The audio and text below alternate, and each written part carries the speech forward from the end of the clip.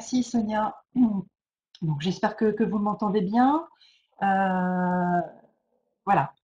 Alors effectivement, on va affiner effectivement voilà, les présentations pour se centrer de plus en plus sur la décision judiciaire.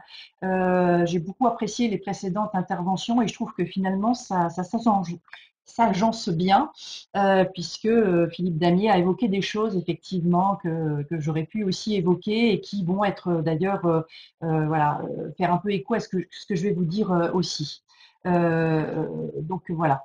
Donc moi, je voulais vous dire effectivement d'abord en préambule que je ne suis pas spécialiste en neurosciences, hein, je ne suis pas neuroscientifique, je suis psychologue et c'est vrai que j'ai beaucoup travaillé effectivement et c'est en ce sens que ce colloque m'intéressait et c'est en ce sens, je pense que j'ai été sollicitée, que j'apporte ma contribution, c'est que j'ai beaucoup travaillé sur les processus de jugement, jugement moral et jugement judiciaire dans une perspective psychosociale et psychocognitive.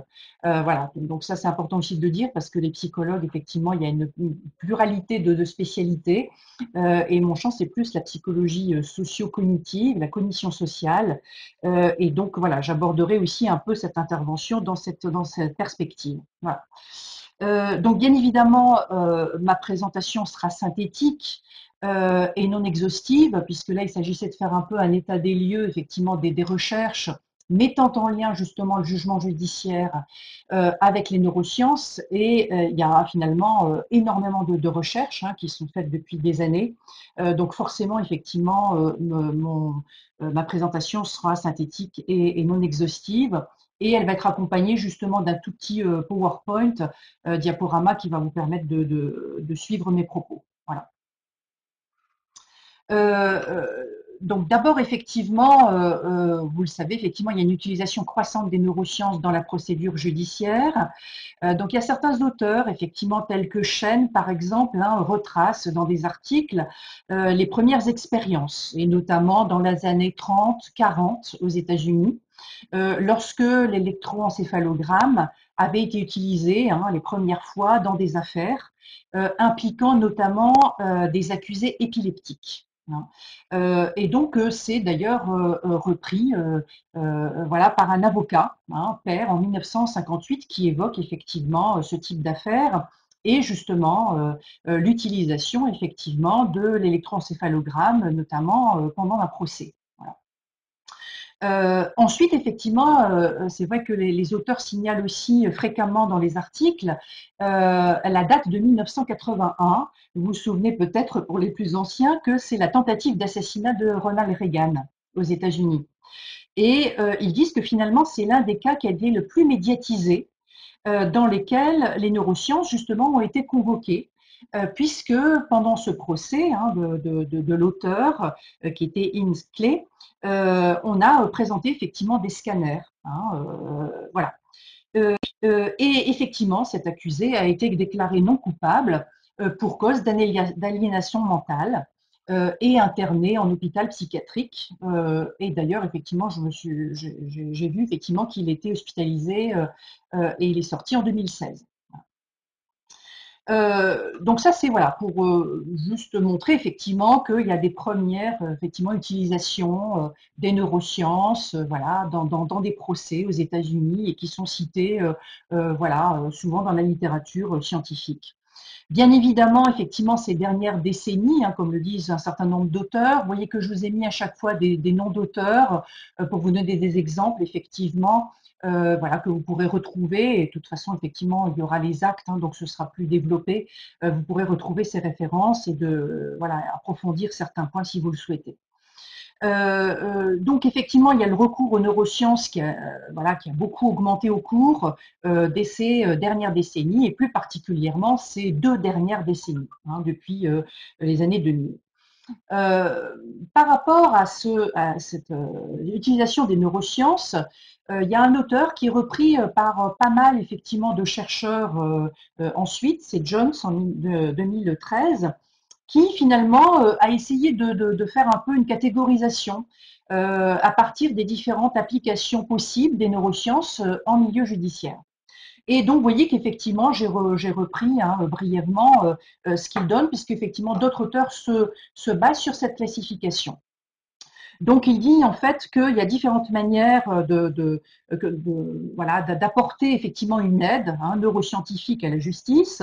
Et voilà, donc il parle par exemple, donc je précise un peu pour que vous compreniez de quoi il s'agit, détection. Donc la détection, c'est justement la détection de lésions cérébrales, par exemple, qui permettrait de comprendre un passage à l'acte. Les constatations, donc justement constatations qui consistent justement à avoir des éléments de preuve neuroscientifiques, la classification, donc là il renvoie à la question de la catégorisation des individus, et donc par exemple un individu sain et un individu malade. Voilà. Ensuite, effectivement, il parle des contestations, c'est-à-dire se servir effectivement de ces éléments neuroscientifiques pour contester une hypothèse en justice. Voilà. Donc notamment, voilà, ça peut être utilisé par les avocats. L'application de l'intervention. Donc là, c'est tout ce qui concerne effectivement, à partir des travaux neuroscientifiques, des propositions effectivement d'intervention. Voilà. Et enfin, l'explication et la prédiction, qui renvoie d'ailleurs à des buts aussi de toute science, finalement. L'explication, c'est-à-dire le mieux comprendre effectivement certains phénomènes, bien sûr. Donc c'est très important, bien évidemment, en justice, notamment à travers les expertises. Et puis la prédiction, au final, qui est effectivement comment on peut prédire peut-être le comportement d'autrui, effectivement, dans le futur. Donc, partant de là, voilà. Euh, Beaucoup de recherches avec le recours aux neurosciences dans les pratiques judiciaires, cette réflexion effectivement, voilà, chez certains praticiens, chercheurs, etc., s'est développé effectivement de manière assez large des recherches liant effectivement donc neurosciences et décisions judiciaires. Un premier point effectivement frappant, qui est d'ailleurs signalé effectivement par les auteurs eux-mêmes, c'est que beaucoup de travaux sont finalement essentiellement anglo-saxons et même américains. C'est vrai qu'en Europe et plus particulièrement en France, il y a relativement peu, parce qu'il y en a quand même, mais relativement peu de travaux en neurodroit, c'est ce qu'on appelle aussi le neurodroit, comparativement justement au nombre de recherches effectivement anglo-saxonnes. Ces recherches sont, comme je l'ai mis, elles impliquent plusieurs disciplines. Là, je me suis rendu compte en lisant effectivement un certain nombre d'articles et de manière effectivement favorablement surprise en fait par ces lectures, de me rendre compte que ces recherches étaient fréquemment interdisciplinaires. Donc vraiment avec voilà, une co-construction effectivement de recherche, de réflexion interdisciplinaire, ce qui n'est pas toujours évident, c'est-à-dire des recherches qui impliquent voilà, différentes disciplines, telles que bien sûr la médecine, mais aussi des philosophes, des juristes, bien évidemment, des psychologues, des psychiatres, voilà, et même effectivement des articles scientifiques qui sont écrits par voilà, donc différents chercheurs de différentes disciplines et quelquefois même des travaux interprofessionnels, c'est-à-dire chercheurs et praticiens qui collaborent effectivement pour réfléchir sur une problématique. Voilà. Par exemple, effectivement, des articles écrits par des professeurs de psychiatrie en collaboration avec un avocat. Voilà. Je me suis rendu compte aussi en regardant effectivement tous ces travaux que finalement il y a un nombre aussi conséquent finalement d'études qui relèvent de la psychologie légale et plus spécifiquement de la psychologie judiciaire. Et donc c'est assez logique, puisque la psychologie judiciaire, donc qui effectivement existe depuis plusieurs décennies, développe effectivement justement un certain nombre d'études sur justement les mécanismes et les processus de formation de la décision judiciaire. Comment se forme la décision judiciaire? Qu'est-ce qui va influencer les juges professionnels comme les jurés et qui va aboutir à une décision donnée? Donc ça, c'est très étudié en fait depuis plusieurs décennies. Encore une fois, plutôt d'abord dans les pays anglo-saxons, ça commence à venir aussi en France. Et donc, effectivement, c'est pas étonnant qu'un certain nombre d'articles, effectivement, que j'ai pu lire, renvoient aussi à ces travaux finalement de psychologie légale. Je vous en reparlerai brièvement. Un deuxième constat aussi intéressant par rapport à toutes ces recherches, c'est les méthodologies variées auxquelles elles ont recours. Donc ça, c'est intéressant, c'est très riche. En même temps, du coup, c'est compliqué effectivement d'en faire une synthèse et quelque chose de simple, puisque justement, effectivement, il y a beaucoup de choses très variées, très différentes, etc. Voilà. Donc c'est difficile effectivement d'en faire une synthèse simple. Les types d'études déjà effectivement sont très variés, c'est-à-dire qu'on peut tout aussi bien avoir des expériences en laboratoire, par exemple, hein, je vous en dirai peut-être effectivement une ou deux, que des analyses en fait d'archives judiciaires, par exemple. Hein, voilà. Nous, on va regarder effectivement les décisions. Donc, expérience en laboratoire, ça va être plutôt effectivement des personnes tout venant, par exemple, hein, qui vont être soumises à des expériences et on va les faire juger. Hein. Et puis des analyses d'archives judiciaires où on va voir les véritables jugements judiciaires de juges professionnels, mais après coup pour analyser effectivement à travers les dossiers leur motivation, comment justement voilà, ils ont élaboré la décision, comment ils ont abouti à telle ou telle décision. Les participants, effectivement, de ces différentes recherches sont aussi très variés, mais quand même, effectivement, ce qui ressort, voilà, majoritairement, voilà, et de manière assez flagrante de toutes ces recherches, c'est qu'elles se sont faites auprès essentiellement de jurés, hein, réels ou simulés. Hein. Donc, c'est-à-dire effectivement soit des jurés réels, soit simulés, c'est-à-dire on prend des personnes tout venant, hein, des citoyens, qu'on va placer, hein, on va dire effectivement qu'ils se placent comme s'ils étaient jurés dans une affaire et on va leur soumettre effectivement un dossier par exemple fictif, judiciaire, et puis ils vont être amenés à juger. Voilà. Finalement, effectivement, il y a assez peu effectivement de magistrats et plus particulièrement de juges qui ont participé à ce type d'expérience. Voilà. Enfin, le matériel employé dans ces études est lui aussi effectivement multiple, c'est-à-dire qu'à la fois les variables manipulées comme les mesures qui ont été faites pendant ces études sont différentes. Donc, par exemple, voilà, les variables manipulées, ça va être effectivement justement, on va soumettre par exemple aux personnes des preuves neuroscientifiques avec effectivement à l'appui soit comment dire, des images, hein, de la neuroimagerie, donc soit des images effectivement des scanners seront présents ou pas, justement pour voir l'impact sur les jugements. Hein. On va aussi, par exemple, manipuler effectivement le témoignage des experts. Est-ce que les experts sont présents, ils sont absents, est-ce qu'ils présentent effectivement des images voilà, neuroscientifiques ou pas, voilà, des choses comme ça. Et puis aussi, fréquemment utilisé, c'est la création de scénarios fictifs avec différentes variables hein, qui sont manipulées, à partir desquelles, effectivement, on va amener les personnes à juger. Hein. Donc, scénario fictif, c'est-à-dire que, exemple, à chaque fois je vous donne un exemple hein, pour que vous compreniez, voilà, donc quelques illustrations. Donc, par exemple, effectivement, dans une étude, on va effectivement créer des scénarios à partir de deux variables qu'on va manipuler, qui va être la santé. Hein, donc, soit par exemple, la personne, l'accusé, est finalement est sain, hein, il n'a pas de troubles, soit il a des troubles justement neurobiologiques, soit il a des troubles psychologiques, voire psychiatriques. Et ça va être croisé avec une autre variable qui va être le traitement, par exemple. Est-ce qu'il est possible de traiter cette personne ou est-ce que c'est impossible? Voilà. Et donc ça va aboutir effectivement à la création hein, un certain nombre de scénarios qu'on va soumettre aux personnes, effectivement, et on va les amener effectivement à effectuer un certain nombre de tâches de jugement. Et donc ces mesures vont essentiellement, peuvent être variées, mais bien évidemment, elles vont essentiellement porter sur les deux jugements majeurs lors d'un procès, hein, qui va être d'abord la décision sur la culpabilité. Donc finalement, est-ce que la personne est coupable ou non coupable? Et puis dans un deuxième temps, effectivement, la décision sur la peine hein, et le quantum de peine. Voilà. Donc, quelques résultats. Euh, voilà, je vous présente là quelques résultats. Donc, d'abord, effectivement, quels effets justement des données neuroscientifiques sur les décisions judiciaires? Un premier point qui ressort, qui m'a d'ailleurs moi-même surprise, c'est-à-dire c'est la controverse finalement quant à la neurophilie explicative. Neurophilie explicative, c'est quoi? C'est en fait l'impact justement effectivement des explications neuroscientifiques et notamment l'influence persuasive de la neuroimagerie.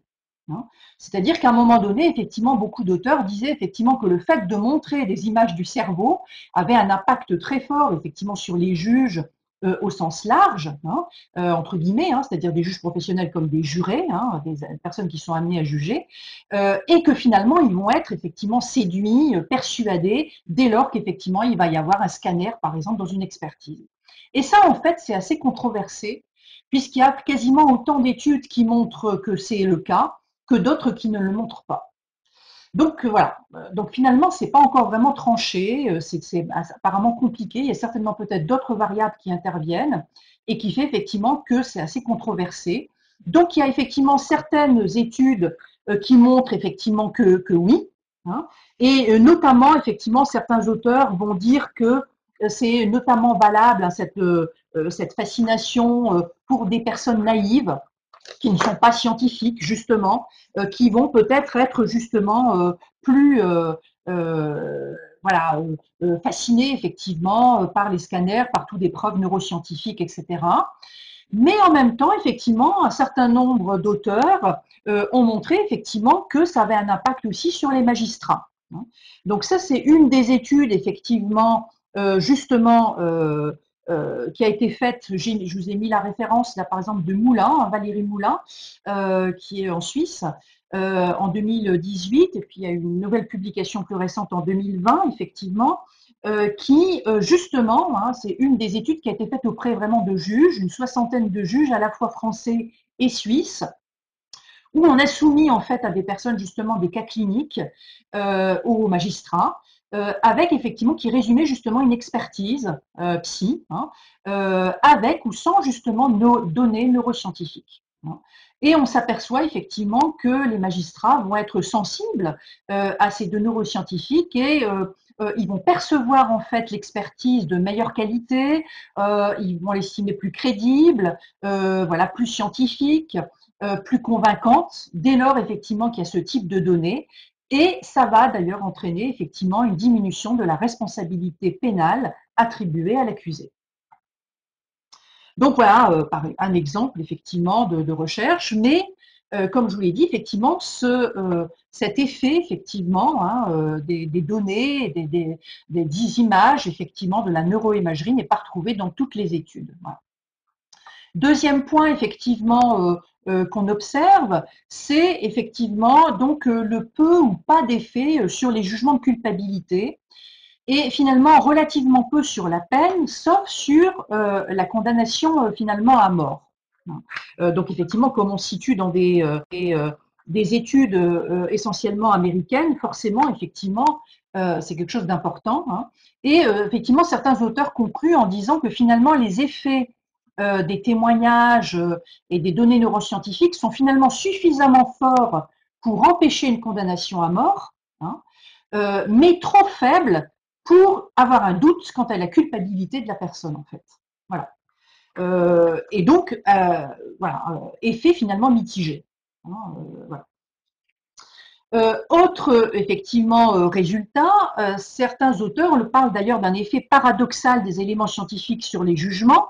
C'est finalement que le dysfonctionnement cérébral va entraîner à la fois une responsabilité pardon, une responsabilité effectivement de l'accusé moindre, mais en même temps une motivation à le punir effectivement davantage. Pourquoi? Parce que justement cet auteur des faits va être considéré comme plus dangereux. Voilà. Donc là, voilà. Donc certains auteurs parlent de cet effet un peu paradoxal des neurosciences. Et enfin, finalement, un certain nombre effectivement d'auteurs vont dire que finalement, l'apport des neurosciences va concerner surtout, effectivement, va porter surtout sur nos intuitions morales, sur les connaissances que l'on va avoir, donc à la fois au niveau des professionnels de la justice, mais finalement les personnes tout venant, voilà, sur la perception qu'on va avoir, comment on va envisager la question de la responsabilité individuelle, de la responsabilité morale, la responsabilité pénale, la question du libre arbitre, voilà. Et certains auteurs, effectivement, comme Green et Cohen, disent effectivement que finalement, c'est surtout ça que peut-être va apporter les neurosciences, c'est une nouvelle perception effectivement de notre responsabilité, de notre libre arbitre en tant qu'être humain, etc. Et que peut-être ça va entraîner effectivement des changements au niveau des politiques pénales.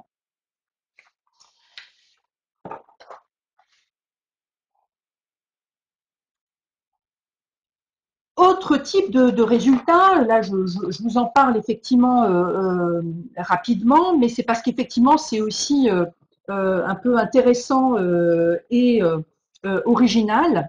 C'est effectivement des études, parce que là on s'est intéressé essentiellement finalement à des travaux qui portent sur l'effet effectivement des données scientifiques sur les praticiens hein, du droit, juges et jurés. Hein.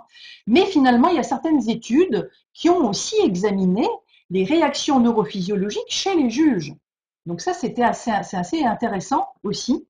Donc effectivement, c'est-à-dire comment aussi les juges, et c'est pour ça que j'ai mis aussi à chaque fois, vous voyez, des guillemets, hein, puisque effectivement ces juges, encore une fois en termes de juges professionnels, mais aussi de jurés, hein, voilà, comment ils réagissent par rapport à certaines infractions, par rapport à certains accusés qu'ils ont en face d'eux. Voilà.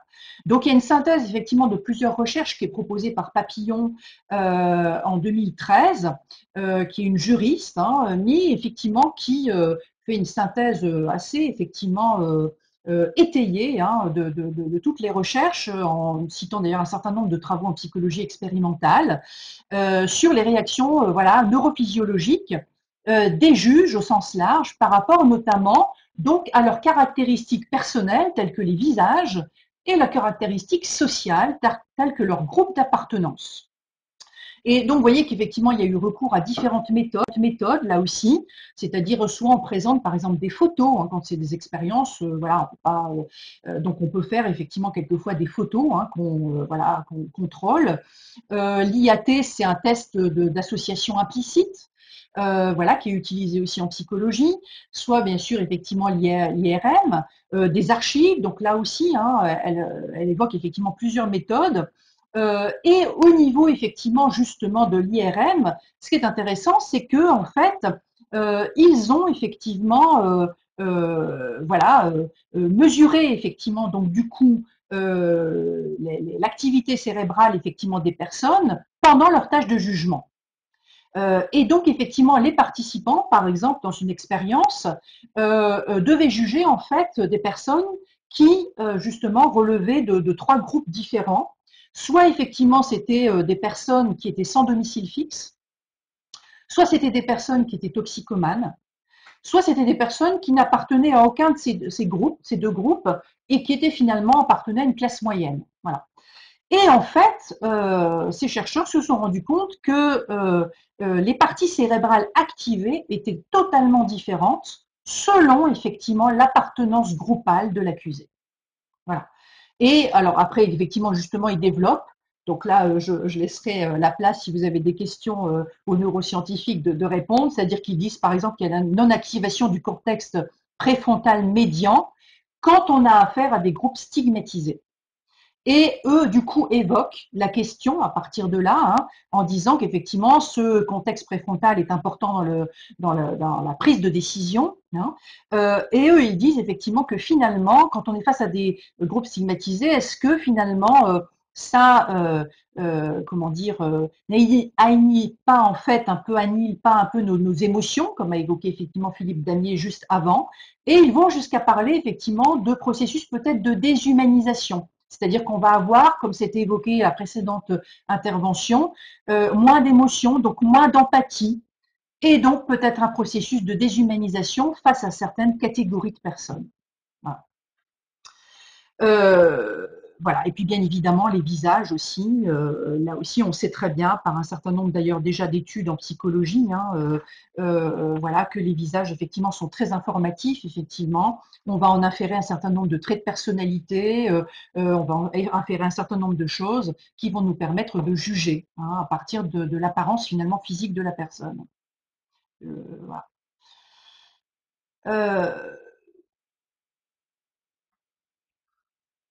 Un point effectivement donc important et que soulignent effectivement certains auteurs, c'est effectivement l'importance aussi, hein, d'avoir conscience effectivement que tous ces prises de décision vont être modulées par d'autres variables effectivement, hein, et donc qu'il est important effectivement de prendre en considération. Voilà.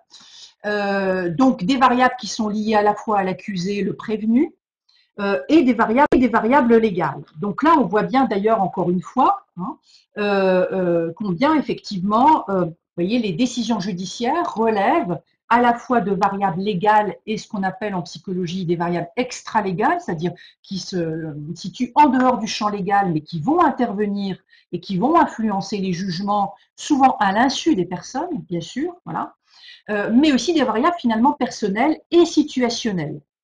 Donc ça, ce sont justement des choses qui sont largement étudiées en psychologie, effectivement, judiciaire.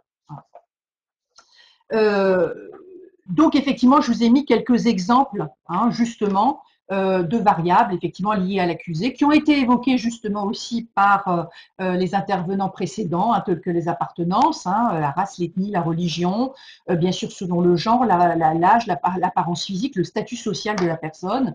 Les jugements effectivement vont différer. Les auteurs signalent aussi que c'est important de tenir compte aussi des variables légales et procédurales, c'est-à-dire quelles sont les instructions données aux jurés, parce que bien évidemment, bah, c'est quelque chose de très important et qui va aussi impacter bien évidemment les prises de décision, mais aussi effectivement le type effectivement d'infraction, puisqu'effectivement les auteurs signalent que les infractions, effectivement, notamment dans les études qui ont été voilà, étudiées, sont surtout en fait sur des affaires de meurtre et d'agression, et que ce serait peut-être intéressant effectivement de prendre d'autres types d'infractions. Autres variables modulatrices qui vont être liées en fait aux juges eux-mêmes, hein, encore des variables effectivement personnelles, mais liées cette fois-ci aux juges, qu'ils soient juges professionnels ou jurés.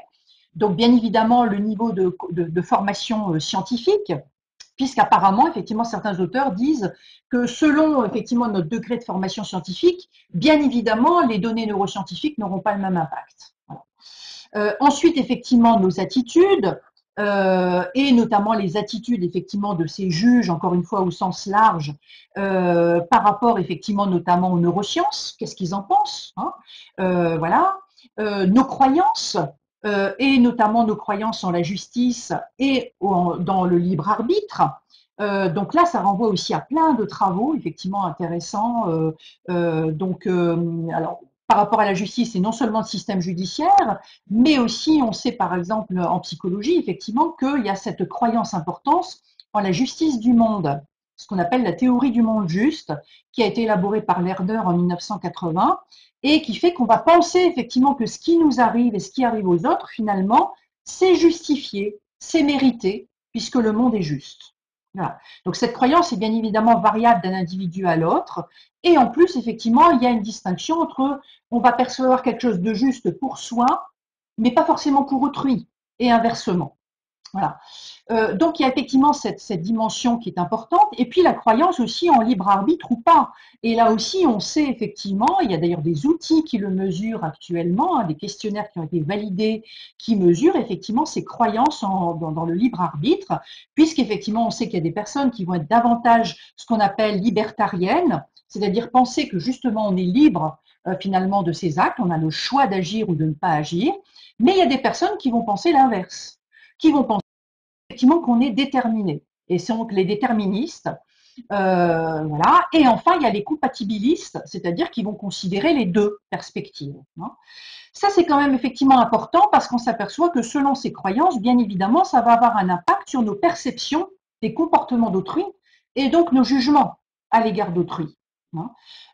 Et aussi, ça va avoir un impact sur nos propres comportements, puisqu'on sait par exemple, hein, voilà, que des personnes effectivement qui sont effectivement déterministes vont davantage effectivement adopter des comportements antisociaux parce que voilà, ils estiment que de toute façon c'est comme ça, ils sont déterminés, donc ils fonctionnent plus avec des comportements antisociaux. et que la croyance en un monde juste, effectivement, a un impact sur ses propres comportements. Je pense notamment à des études effectivement faites auprès de jeunes mineurs judiciarisés qui montrent effectivement, j'avais fait une étude avec une collègue qui montrait effectivement qu'un certain nombre de jeunes à la PJJ estimaient finalement que le monde était juste pour les autres, mais pas pour eux.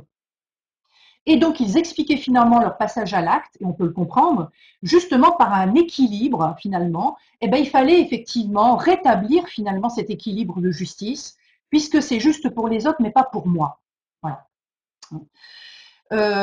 Peut-être autre variable aussi, peut-être dont ce serait intéressant de tenir compte, mais voilà, j'ai pas le temps de le développer hein, là. C'est aussi les besoins effectivement, ce qu'on appelle les besoins de cognition ou de clôture cognitive, effectivement, qui peuvent apparaître chez certaines personnes et qui, à mon avis, sont des variables tout à fait pertinentes pour des magistrats notamment, puisque les besoins de cognition, ce sont surtout effectivement des personnes qui apprécient la réflexion, etc., et qui vont effectivement traiter les informations, voilà, de manière consciencieuse, enfin, etc. Hein. Et selon le degré, effectivement, à ce besoin de cognition, on va plus ou moins, effectivement, traiter les informations de manière complète ou au contraire plus rapide. Voilà. Et le besoin de clôture cognitive, c'est ça aussi. C'est effectivement des personnes, donc ça va être une tendance finalement, hein, qui va être observée chez des personnes, qui renvoie donc à des traits de personnalité, des personnes vont être beaucoup plus sensibles à l'ambiguïté et l'incertitude dans une situation, et vont donc du coup, parce qu'ils ont une aversion à l'ambiguïté et à l'incertitude, vouloir répondre rapidement et définitivement, et donc juger rapidement. Voilà. Et donc là, bien évidemment, hein, vous savez que dès lors qu'on est dans l'urgence, qu'on va juger rapidement, ben, il peut y avoir des raccourcis mentaux qui vont effectivement mobiliser des stéréotypes, des préjugés, donc des biais cognitifs. Hein. Voilà. Et par ailleurs, effectivement, on va sélectionner du coup les informations parce qu'on n'a pas beaucoup de temps. Et ces informations sont souvent sélectionnées dans le sens forcément de nos attentes, de nos hypothèses, de ce que l'on croit déjà, de ce que l'on sait déjà, parce que c'est beaucoup plus facile. Voilà, et ça va plus vite. Et donc, effectivement, ces besoins, effectivement, qu'on peut voir à l'œuvre et qui caractérisent les personnes, peuvent affecter aussi les décisions hein, et les jugements.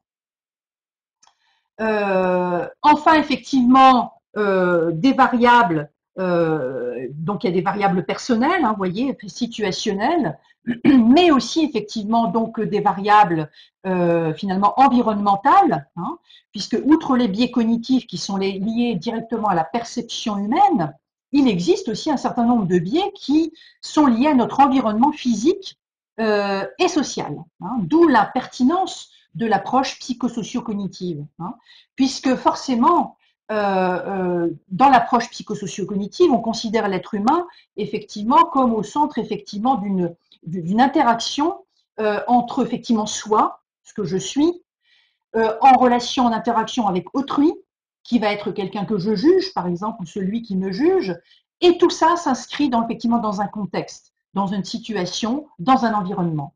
Et c'est tout ça qu'il faut prendre en considération pour bien comprendre effectivement la décision et notamment la décision de justice. Voilà. Et donc effectivement les conditions d'élaboration, là ça peut renvoyer effectivement à un certain nombre de facteurs qui sont présents, prégnants dans les professions judiciaires, mais aussi bien évidemment dans d'autres professions. Hein. Mais effectivement, c'est particulièrement, je pense, important effectivement chez les magistrats, avec la surcharge de travail et peut-être même le risque de syndrome de débordement cognitif, c'est-à-dire le nombre impressionnant d'informations administratives, juridiques et techniques à prendre en considération pour juger. Hein. Ceci en plus souvent avec des pressions temporelles. Hein. En plus, effectivement, avec une confrontation à la violence, quelquefois pendant les audiences d'ailleurs, hein, et aussi à l'expérience traumatique d'autrui, qu'il soit auteur, qu'il soit victime, qu'il soit témoin, et qui peut d'ailleurs entraîner même un traumatisme psychique indirect chez les personnes hein, qui prennent en charge ces personnes, et même chez effectivement, donc ça a été démontré, hein, chez toutes les professions médico-sociales, mais aussi judiciaires. Hein. Et enfin, effectivement, avec cette double contrainte en plus de la décision judiciaire, c'est qu'elle doit être acceptable juridiquement et socialement. puisque vous savez bien effectivement que les décisions de justice sont voilà, sous le feu effectivement des critiques, des médias, des politiques, etc. Et donc effectivement, il y a l'aspect jurisprudentiel qui est à prendre en considération, mais les attentes sociales, etc. Et c'est dans l'extraordinaire complexité des décisions judiciaires. Finalement, l'extraordinaire complexité des décisions judiciaires. Pour terminer, donc je termine rapidement. Donc effectivement, l'importance bien évidemment de la recherche, qui est voilà, reconnue consensuellement par les praticiens et les chercheurs, que ce soit au niveau interdisciplinaire et interprofessionnel bien évidemment. La formation qui est aussi importante. Donc là, effectivement, il y aurait aussi beaucoup de choses à dire, puisque effectivement, il est important effectivement de montrer que ce que la science sait faire, mais aussi ce qu'elle ne peut pas faire. C'est souvent pas mis en évidence. L'avertissement par rapport à la subjectivité, le développement de la pensée critique, justement effectivement par rapport à ces biais. Donc tout ça, c'est d'ailleurs signalé effectivement par certains auteurs dans certains articles. Je pense notamment à des auteurs aussi suisses qui parlent effectivement de l'importance du regard critique par rapport à la neuroimagerie et qui développent plusieurs arguments par rapport à ça, et justement en évoquant eux-mêmes effectivement le fait de ne pas surestimer la capacité des neurosciences à répondre à toutes les questions légales. Voilà. Donc ça, c'est effectivement des études, des formations voilà, pour les professionnels de la justice et les citoyens jurés. Et puis aussi, finalement, peut-être pour ces formations, ces mini-formations qui pourraient avoir lieu aussi même pendant même les procès, en ayant recours à des expertises de nature et de spécialités différentes. Voilà. Et je pense notamment aux expertises recherche qui sont assez peu développées en France, c'est-à-dire pourquoi ne pas faire intervenir justement des chercheurs, mais vraiment à proprement parler, qui ne parlent pas du cas particulier de la personne qui est en train d'être jugée, mais qui vont faire un point effectivement scientifique par rapport à une question particulière. Voilà. Ça me semble important effectivement, et de développer ce type d'expertise dans la perspective effectivement de la place effectivement qui doit être donnée aussi aux différents acteurs du procès, de ne pas oublier voilà, que les décisions relèvent en fait effectivement et la décision revient au juge, voilà, et que le juge ne doit pas être simplement la bouche de la loi ou la bouche de la science, voilà, mais il doit avoir effectivement voilà, toutes ces expertises, toutes ces connaissances, voilà, pour une justice de qualité, et donner donc les meilleures connaissances possibles pour que les décisions soient les plus élaborées et motivées possibles. Voilà.